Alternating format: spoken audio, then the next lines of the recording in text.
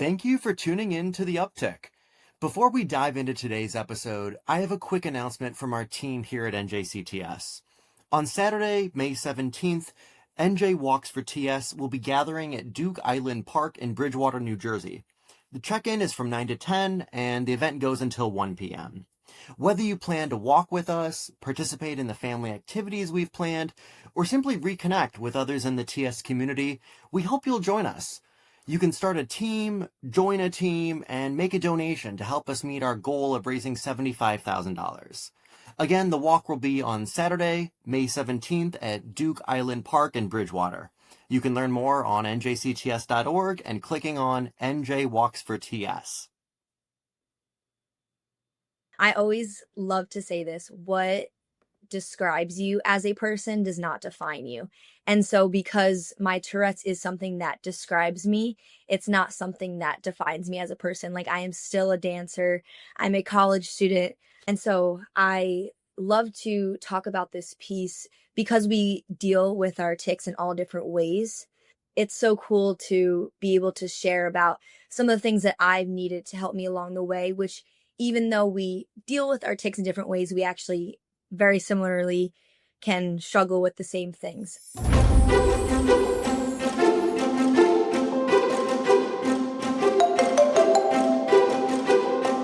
Welcome to The Uptick, brought to you by the New Jersey Center for Tourette Syndrome and Associated Disorders, empowering children and adults through education, advocacy, and research by sharing the stories and experiences relevant to the TS community.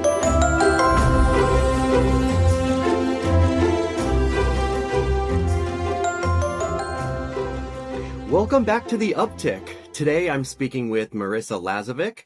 Marissa is a New Jersey native, now at the Boston Conservatory at Berkeley, majoring in dance. She's a seasoned and talented dancer. She's actually been dancing since age 5. She is also an ASL, American Sign Language instructor. Marissa choreographed and danced to a piece about her own Tourette Syndrome experience. The piece is titled Tickled, T-I-C in parentheses, like a tick, and it showcases her journey with Tourette Syndrome through her art. Really a privilege to speak with you today, Marissa. How's your day going? It is going great. I'm so excited to be here. We're excited to have you. I want to start with the piece you made, Tickled, and I'd love to hear you walk through with our listeners kind of what inspired you to put that piece together. Yeah, so I have always wanted to use dance as an outlet to express how I'm feeling, my emotions, my stories in life. And so Tourette's being something so important to me and a part of my life, I used dance as an outlet to share my story. And so I started with a piece of music that I enjoyed. It's instrumental. And I sat down with one of my friends and we incorporated the word tick, T-I-C, throughout the entire song. And at first it started slower and it slowly grew. And then once the piece of music switched to a more light and uplifting vibe, then the tics got quieter, and it was to show kind of my acceptance. So in the beginning of the piece, it was when I didn't really understand what my tics were, why they were happening, how I was going to deal with them. And then towards the end of the piece, it shows my acceptance for them and my understanding for them. And so I actually took some of my tics in real life and just morphed them into what I thought the dance move of them would be, and then put them throughout the entire piece. Yeah. It's really beautifully put together. I mean, and there's so much like meaning in it. I've watched it a few times, and each time I kind of notice some other like thing that you put into it, like how I felt like at the beginning, this could just be my interpretation of it, but the beginning, the tics were more like sudden, jarring. They were kind of asynchronous with the dancing you were doing. By the end, they were more like, I don't want to say natural, but like woven into kind of your dance. Like it was another way of showing acceptance. It was like the tics are just kind of, they're not this like separate, distinct, jarring thing happening. They're just more like a part of your dancing motions. And I thought that was a beautiful way of showcasing the acceptance part of your story. What's the reception of the piece been like? It has been great. I have gotten so many questions about my tics and how I've dealt with them between school and dance. And so it's been really nice to be able to share my story with it because obviously we all deal with it in different ways. And so it's been super cool to share about how I advocate for myself and some of the things that I need to do to help me be successful. So it's been really nice. That's excellent. And you've had the opportunity to do the piece like for different audiences, is that right? Like different performances? Yes, so I actually received a scholarship from it's called NHSDA National Honor Society Dance Arts, and it's this organization that my performing arts high school had, and I won a scholarship through them for college, and a part of that was academics, volunteer work, and then a self-choreographed solo. And so that's actually the reason why I first choreographed this. But then so grateful I won the scholarship, and so I was able to fly out to Seattle, Washington, and perform that for hundreds of dance educators and talk about the piece, which was so awesome. Wow. Have you found it's opened up more of a dialogue around Tourette? I mean, you said that people are asking you questions about it, about Tourette. What's that been like for you? Do you feel you're using that piece to educate about Tourette? Definitely. I always love to say this. What describes you as a person does not define you. And so because my Tourette's is something that describes me, it's not something that defines me as a person. Like I am still a dancer. I'm a college student. And so I love to talk about this piece because we deal with our tics in all different ways. It's so cool to be able to share about some of the things that I've needed to help me along the way, which even though we deal with our tics in different ways, we actually very similarly can struggle with the same things. And so I was able to share about why it's so important to just take a second to talk to your students about maybe some of the things they're struggling with and how you are able to help them become successful, whether it's in school or in dance or anything like that. And so I think it's so important because you never really know what everyone's going through. And so just taking a second to understand what they might need to help them be successful in whatever they're pursuing is so important. So I was able to share that through my journey with Tourette's, which was Oh, awesome. well put. I'm so glad you had that experience. Let's talk about when your tics started. So I think you've told me before you're around age 5 or so, and then you got diagnosed a number of years later around like middle school. Do you want to walk me through what that was like? Yeah, so age 5 and then in 7th grade I was diagnosed with Tourette's. I didn't really understand what it was at first, why I was doing all these uncontrollable sounds and movements. And so being diagnosed, it almost felt like a weight lifted off my shoulders because then I was able to understand why I was doing these things and how I could move forward to help myself be successful. And so it almost felt nice because then I was able to truly dive into, okay, this is what I'm going through. This is how I'm going to adapt to it. And so it was scary a little bit, but I was struggling with all these different things. And so it was nice to be like, okay, now I'm going to learn about it and move forward. How did the diagnosis piece come along? Did your tics increase? Were you just experiencing challenges in school and otherwise, or like we need to figure out what's going on, or how did that come about? Yeah, I think it was more just my tics were escalating Mm. and then it started affecting my schoolwork. And so we went to a doctor and they just diagnosed me. Wonderful that yeah. Did you have the experience of like going from doctor to doctor and getting different, misdiagnosed or not even that, just like not knowing what it was, or was it a very straightforward, like pretty seamless process for you?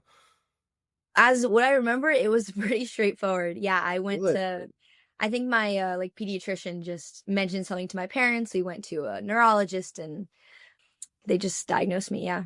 Love to hear that. A lot of us have like and I think this is getting better if you find the right doctor early on who knows about Mhm. Tourette. But like for me, it was the pediatrician, the ear, nose, and throat doctor, some specialists at Chicago ruling out like other neurological stuff. I had a concussion at age 2. Oh, is that causing it? Oh yeah, I remember going to the ear, nose, and throat doctor because I had some sniffling tics, and they thought, oh, maybe there's something in your sinuses. Yes. And eventually, I remember for the longest time, I was classified as like what they say, possible Tourette, or I had tics. They would say like, oh, okay, you definitely have some kind of tics.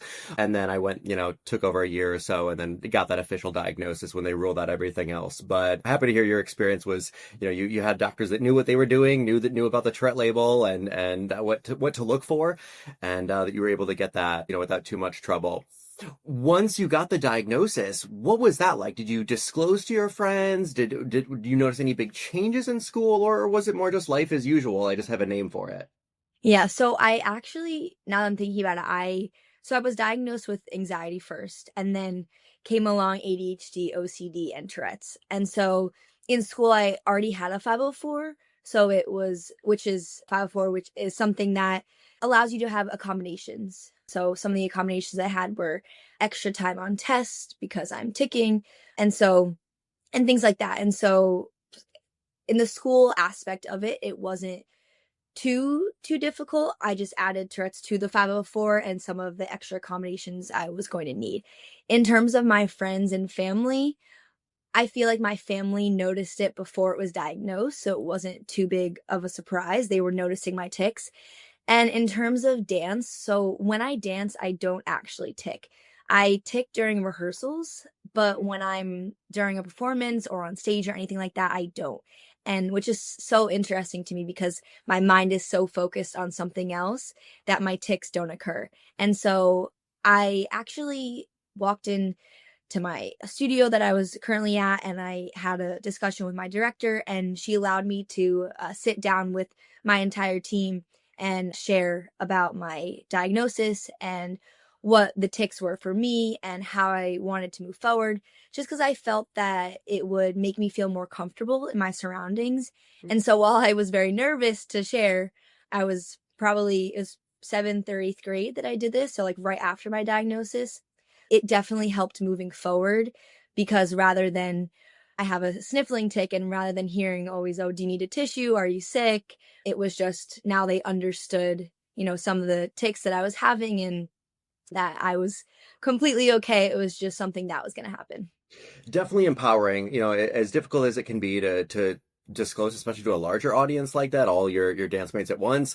I think, longer term, you appreciate it when they're not asking you, offering you a tissue every time or looking at you or just wondering, what it is. So sometimes it's, great to jump on those opportunities and really own what you've got. Makes things easier down the road. You've mentioned that in recent months or so, maybe years or months, your tics have been increasing. What has that been like? And have you found that now in early adulthood, you're getting new coping techniques or doing anything differently to try to handle that? Or do you find that you are already well prepared for that increase in tics that you've been having? Yeah, so I was not expecting it, honestly, but my tics have gotten a lot worse over the past few months, starting freshman year of college, because I was experiencing a lot of excited stress, nervous stress all at the same time. And so my tics escalated a lot. And that was really hard for me. I've tried CBIT. It didn't really work out for me. And then as I got older, my schedule got a lot more busy. So I wasn't able to truly focus on that. I've tried a bunch of different medications. None of them really helped me in the way that I needed. I was getting very tired from them. And so I kind of just learned to deal with them. And then over the past few months, they got really bad again. So I've been working on whether it's painting. I love to paint. I love to draw. Just going to the studio to improv, listening to music, stuff like that, I found has really helped me, as well as just taking deep breaths. Just Yeah. nice long deep breaths. Yeah. Breathing can help a lot of people. You find kind of what works for you. I know people who say that, actually, I think it was the episode right before yours. We had a guest, Emily, on, who said that like some of the deep breathing stuff actually kind of triggers her tics because you become focused on your body, and then you're like, oh, I have tics, and now I'm thinking of my body. Oh, what is that? I feel a little tickle. Let me do that tick to get rid of the tickle and all of that stuff. But for me, for example, breathing is great, and I find you can kind of breathe in thirds, or the like triangular breathing and stuff. Yep. Or the progressive muscle, focus, like focusing on your breathing and then going kind of muscle group by muscle group throughout your body. How does it feel? What's the sensation? Focusing on it. I mean, there's so many of those grounding meditative techniques, and I think it's a matter of like trying a bunch of them and then seeing what works the most for you. and then for me, the hardest part is just implementing that into my life in a regular way where it's not like, oh, I need to go do some meditation. It's ideally you set aside that time each day to do that and you weave it into your life naturally. But no, finding what works for you is so key. And I also love to hear that your tics disappear when you're dancing.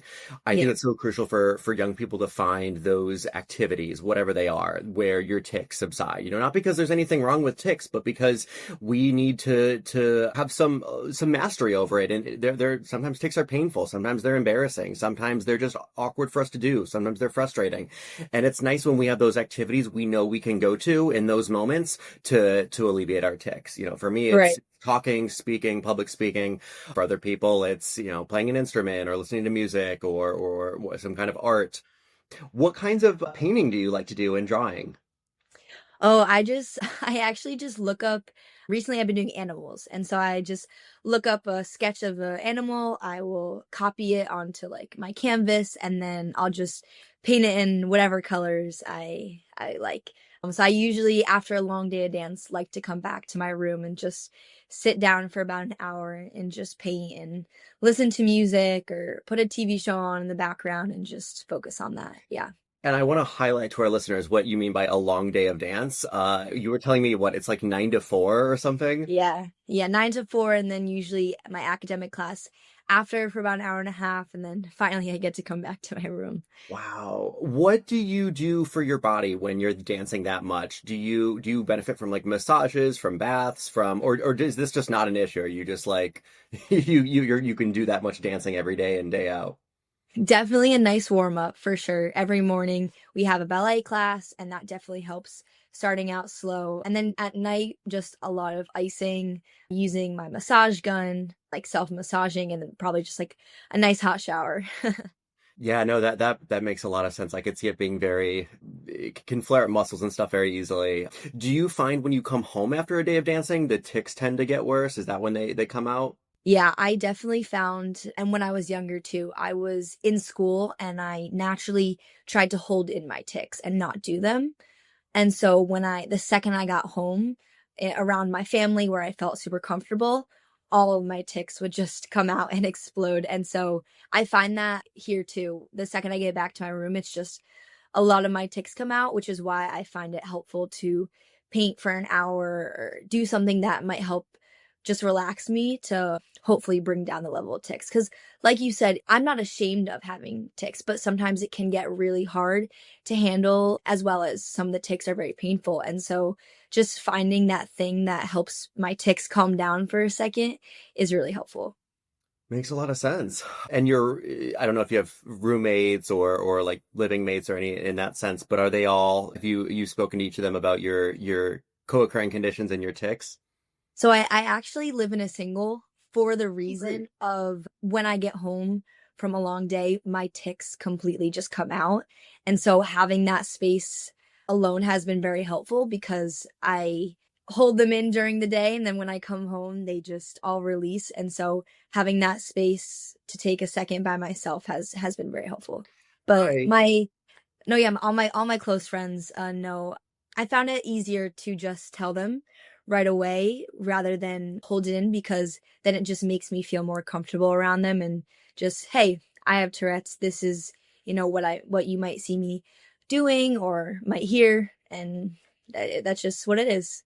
It's very freeing. It allows you to be yourself when the people around you know what you've got, and so you're not trying to, yeah, put on a mask as much or any of that stuff. You can just kind of Mhm. not worry about it.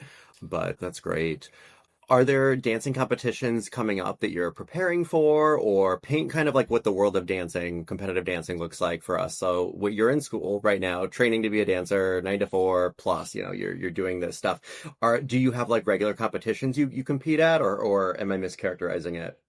Yeah, so I used to be a competition dancer from probably kindergarten through 12th grade in senior year in high school. So I split my time. I would have my academic classes in the morning at my public high school. And then in the afternoon, I would drive over, get bused over to my performing arts high school, where I would dance there for about 2.5 hours. And then I would go to my competition studio at nighttime and train there. And so we had I've had lots of competitions, usually on the weekends. This would be right around competition season, actually. And so my younger sister is a competitive dancer still. She's a sophomore in high school. So I love going to support her. She's absolutely amazing. But so now I am, rather than preparing for competitions, I'm preparing for performances. And so we had a performance last semester, and that went phenomenally. I loved performing on the stage. And then this semester, right now, I am in the middle of the rehearsal process, creating a new piece. Ooh, can you give us any sneak peeks on it or not yet? It's so excited. We are actually, this piece will be performed at my school, but then also hopefully taken to Tanglewood to be performed there, which will be super fun. But there's 10 of us in the piece, 2 boys, 8 girls, and we are just creating this piece off the scratch with our choreographer. And so it's been super fun. Yeah, so you also do a lot of choreography work in addition to dancing, as you know, many dancers do. What are your thoughts on choreography? Is that something you just naturally developed as you were dancing a lot and kind of, or I'm curious to hear how your artistic expression comes out in choreography. Yeah, I love choreography. I love to teach. I love to choreograph. I've been teaching since probably 6th or 7th grade middle school. And then just it increased as I got older, as well as choreography. I find it so interesting because I'm in a choreography class right now in school, and all of us could be given the same music or the same concept, but we all will choreograph it in all different ways. So we all see it in our heads in a different way. And so for me, choreography has always, I guess, come naturally. I love to express myself through my choreography. And so I personally love first finding a piece of music. And then once I'm able to connect with that piece of music, expressing myself through the movement, which is super awesome. But I've recently choreographed on college students that I'm in school with, which has been awesome. They are so talented. But I've also choreographed at summer arts camps, ages 5 through 20. Yeah. Yeah, you said there's been some like kind of summer camp type dance stuff you've done where you are working with youth and teaching them how to dance and all of that, and that's been really fulfilling. Sounds like teaching dance and choreography will always be a part of your life and something very very core to you. Definitely. I love teaching dance for 2 reasons. One, I love dance with all my heart, but I also love teaching dance because I feel like it's such an outlet to express yourself, and once you're able to find that, it could help you almost say what you want to say without actually having to say it. You're saying it through your movement. And so I just love working with all different ages, because whether it's jazz dance and it's super fun and uplifting, or it's a piece that I like tickled where it's more emotional, I'm able to express myself like that. It's super awesome. You mentioned your sister a couple times. What's it like going back to the topic of tics and Tourette and co-occurring conditions in the family? What was the family dynamic like when your tics were going on, you're getting diagnosed? Curious to hear about that, how that kind of worked within your family. They are the most supportive people ever. In terms of my parents, first, they are both educators. And so it was super helpful to have them because they were able to teach me about advocating for myself and speaking up for myself, but also just being understanding of other people. You know, you never know what anyone else around you is going through. And so that was super helpful. My mom works at a school which is K through 8. And so I actually have gone in and shared tickled with the students and talked about Tourette's and, what the piece is about, which was amazing. And then in terms of my sister, she is one of the best people I have ever met in my entire life. I could not be more grateful to have her by my side. We have danced together since the beginning. We have duets every year, which has been amazing. It was actually super sad last year before I graduated for college, doing our last duet together. I have always felt super comfortable around her. So after the diagnosis, it was just something I worked on myself, but also had her by my side to be able to explain to her what I was going through or how I felt, if I was extra tired some days or if I was extra aggravated because I was ticking a lot. And so as I got older, there have been some moments where I've had to take a second, take a deep breath while I'm talking to tick or something like that. And so she's kind of just been right there by my side, accepting and, just taking it super slow with me, which is awesome. But she just makes me want to be a better person. Oh, Yeah, wonderful to hear. she's awesome. Have you had opportunities to meet other people with TS? Yeah, so that's definitely something I want to explore more now that I've learned a lot more about TS. I recently received a scholarship through NJCTS, which was super cool. And I got to go to a lunch and share Tickled and talk about it. And there I met some people with TS, which was super nice to have a conversation with them because it's something we're able to relate on and I'm able to share like, oh, this tick is really tiring, sometimes this gets really hard and I'm able to have that nice conversation relatable with them. And so, yes, that's been super nice, but that's definitely something I want to continue, which is finding that community of people that have TS because it's super nice talking about it with people who are willing to listen and understand. But I feel it's different finding those people with TS that are able to truly relate to you about, how you're feeling. Yeah, like they get it. They can Mhm. really, the sympathy there because they've gone through it themselves. Well, there's no shortage of those communities, which is great. Many through NJCTS, many Mhm. through, there's groups online that meet virtually. There's other Tourette organizations. A little bit harder if you're in a rural area. You may rely a little more on virtual groups, but I mean, you're in Boston, so definitely a city there, so you'll find those groups. Mhm. But NJCTS also has a number of them, like community connections and stuff that are groups that meet, at least monthly or so. And then we have some for parents too, parents of kids that are diagnosed. And it's helpful because it's that community. You can get tips and advice, but also just people you can talk to about life stuff, like who, it doesn't always have to be about Tourette. It can just become friends and people that, we lean on in other ways and get to know better. So definitely encourage everyone out there, listening to make sure you find your community, your tribe, your people, your group. And it's so crucial in just, wherever you're at in life, whether you're a kid going through this, you're a parent who has it, or a parent whose kid was just diagnosed. And then you realize you actually have some symptoms that were never diagnosed, whatever, there's a place for you. And, it can be very meaningful and just fulfilling to grow in those communities. You mentioned a lot about like inclusivity and as kind of a broader theme that's come up in your life and just one of the things you're passionate about and care about.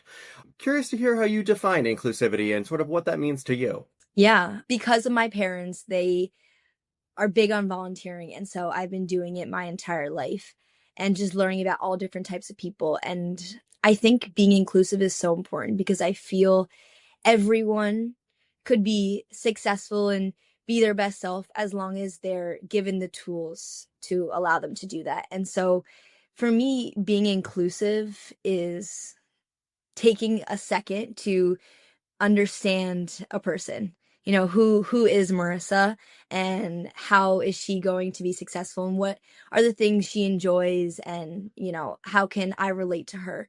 And so I feel being inclusive is so important because it makes everyone feel heard and understood. And I don't know, just being kind to one another, I feel like is so important, especially coming from such a like diverse college and where I grew up. It's something that's been so important to me. Definitely the world could use more kindness and, at all times. And yeah. Yes. What's the transition like moving to Boston? How do you like it there? It is awesome. I love it so much. Our dance studios here are actually open until 2 in the morning. So you could just go dance with friends, go and choreograph whenever you want. I guess our campus is the city, which is awesome. So some of our studio spaces are like a 15-minute walk. Some of them are right outside my building. And so it's been awesome. I've been able to see the city a little bit, go on bike rides, stuff like that. It's been so fun. That's excellent. Has your family had a chance to go visit you up there? Do like a parents' weekend or something? Yes, definitely parents' weekend, and then they came to, see my show, which Oh, was neat. so Yeah. cool, yeah. Wow. Do you guys ever do shows in other places or are most of the shows in Boston? Most of the shows are in Boston, we have, like, our main stage here, and so all of our shows are performed there. So what's the plan for you? You'll get your degree in what, about 3 years or so, and then what if you could do anything? I assume you'll still be dancing, you'll still be teaching dance and choreography. What are some of the goals you have that you've set out? Yeah, I would definitely love to perform at first, whether it's in a company, whether it's background dancing, anything like that. But then I think the end goal would definitely be to teach and choreograph, whether it's younger students, college students. I don't really know yet, but just to teach and choreograph is definitely the goal. Yeah. Lots of places you can do that, lots of cities and dancing Yeah. companies and all of that for that, which is great. Yeah. Would also love to hear a little more about volunteering and some of the earlier volunteering stuff you got into that, your parents instilled in you as a kid. Yeah, so some of the volunteer work I've done is we do walks every year. My great grandmother had Alzheimer's, and so we would always go to the Alzheimer's walks. I've always attended the Special Olympics opening night, which was super fun. So during that day, we would go to some conferences and hear from all different types of people. And then we would play bocce with my mom's Play Unified group from her high school, and then go to the opening ceremony at night, which was so much fun. We would go to food banks. Yeah, I've done a fair share of volunteering, which I love, and I hope to continue that. That's excellent. So you still are involved in that space to the extent you have time. I mean, you're clearly a very busy student and dancer, but is it something you still try to keep up with? Yeah, definitely. I love to go to my mom's school and volunteer there in terms of American Sign Language. So I never could really pick up on Spanish or French. I don't know why. It just never stuck with me. And so in high school, freshman year, I was introduced to the American Sign Language class and I fell in love with it. It was like choreography for my hands. It's such an expressive language. And so I took to that and I continued it through my senior year of high school. I received my seal by literacy, which means I'm bilingual in English and American Sign Language.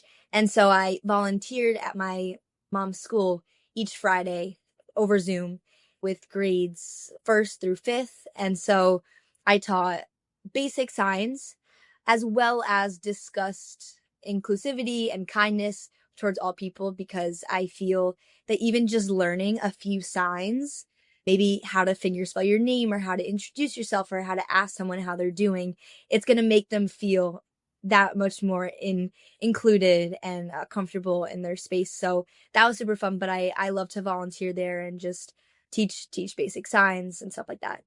I always wish more people knew sign language. I wish I had taken it. I felt like I struggled through, 5 years of German, eighth grade through senior year of high school. I tried Portuguese in college. We had a foreign language requirement. I was like, oh, I'll try something completely different.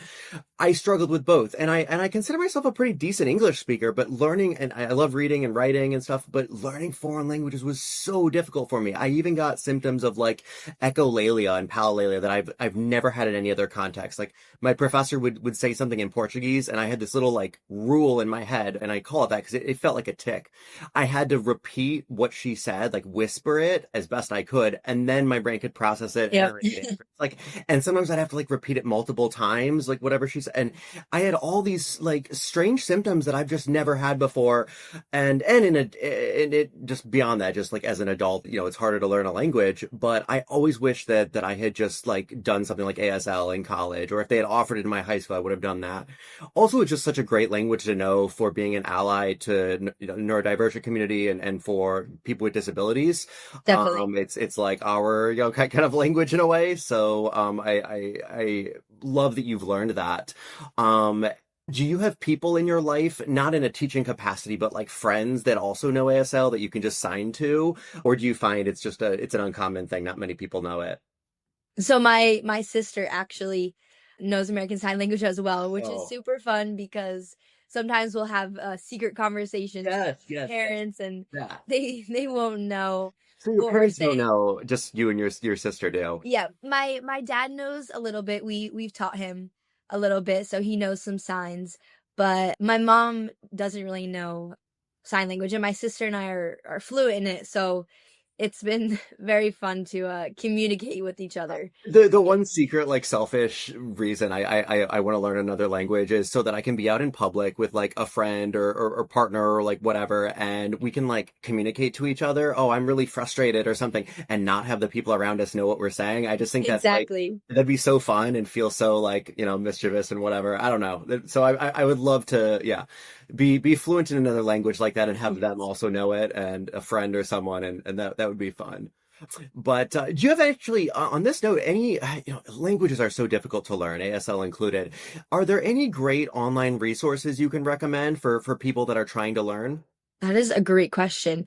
I was very fortunate because I started my high school freshman, sophomore, and junior year at one school, and then I transferred my senior year to a different high school, and both of those high schools offered American Sign Language. So it was easier for me in terms of learning it because I had teachers right there to help me. So I haven't really needed something else, but I definitely do know there are apps that could be very helpful. I'm unfortunately blanking on the names of them, but if you wanted to expose yourself to sign language, I definitely think, I mean, the internet has everything these days, so definitely, yeah, finding that.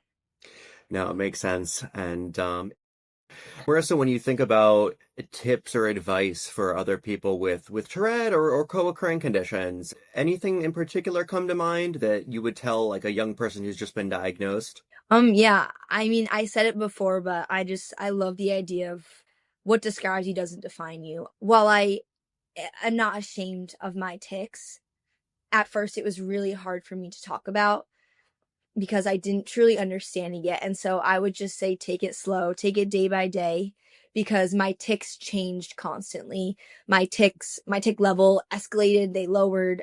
I've had all different types of tics. And so just taking it day by day certainly helps. But I think that when it is needed, when it is time for you to advocate for yourself, don't be afraid to, because if I did not do that, I don't think I would have been as successful as I was in schooling, now in college. And so I think that is super important. But just being, I wasn't the most accepting to change. And so it was very confusing and hard for me. And so just taking it day by day and understanding that, there are going to be changes. You're going to have to adapt and advocate for yourself in all different situations. But like I said, when I introduce myself to someone, I don't say, "Hi, I have Tourette's. My name is Marissa. I'm a dancer. I'm in college." I say, "Hi, my name is Marissa. I am a dancer, as well as I have TS." Yeah, it's another part of you, but that Right. should not be, the way I always thought of it was like if my friends or people around me who know me are listing out like the top 5 things about me, I would hope Tourette wouldn't be on that list. Now, there are people who might say, no, my Tourette is actually pretty prominent. It's part of my personality. I'm a comedian. I weave it into all my jokes, whatever. That's their story. For me, I'm like, yeah, maybe the top 10 you could label Tourette's, but I definitely wouldn't want it in the top 5, like the things that Right. you think of when you think of Michael. But, yeah, there's so many other things that make us who we are. We're all just like, a rainbow of our identities and traits and attributes, everything about us that we do, who we are. That, unless like there's no reason for Tourette to be one of those, unless, that is a big part of your life and you've made it that. I think, we can lead with the other traits that we have and let those shine. Exactly. Yeah, it of course could be, a big part of it, whether you're an advocate or anything like that. But those other things that describe you as a person, I think are super important. Absolutely. Well, Marissa, it's been excellent having you on the uptick. We're going to put a link to Tickled, her piece she made about her journey with TS. I'll put that in the notes for this episode. So any of our listeners out here who want to see that can find it and take a watch. But that's about it, though. Marissa, been excellent having you on the uptick. I hope you have a wonderful rest of your day here. Thank you so much, you too. Thank you for listening to The Uptick, brought to you by the New Jersey Center for Tourette Syndrome and Associated Disorders, empowering you to stretch the boundaries to live your best life.